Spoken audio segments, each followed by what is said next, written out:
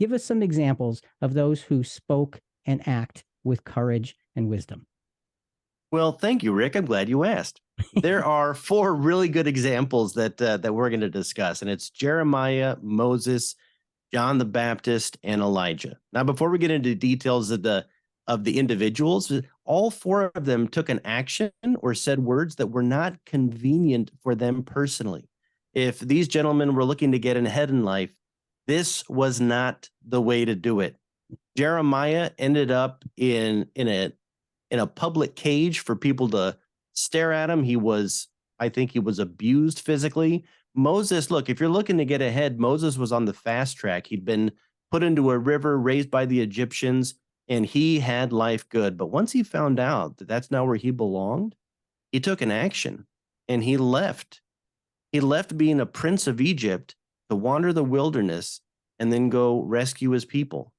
John the Baptist was criticizing Herod. He was criticizing the ruler over the land. And generally, that's not a wise ladder climbing decision, if you will. And he ended up, of course, being beheaded for it. And Elijah was running for his life from Ahab and Jezebel for years. And again, no home, lived in the wilderness, was fed by ravens for a while. Not great lives, but great men of God. And what really separates these folks is they had this passion for serving God. And in their gut, in their core, they knew what God wanted them to do, and they couldn't shy away from it. Jeremiah says, it was like a fire that was shut up in my bones, and I was weary with forbearing, and I could not stay. I could not say it. I know I'm going to bring them news that they don't want to hear, and they're going to hate me for it. And you know what? That's just going to have to be how it is, because this is what God wants me to do. And I love God. And if he gives me something to do, I'm going to do it to the best of my ability. And all four of these men did that.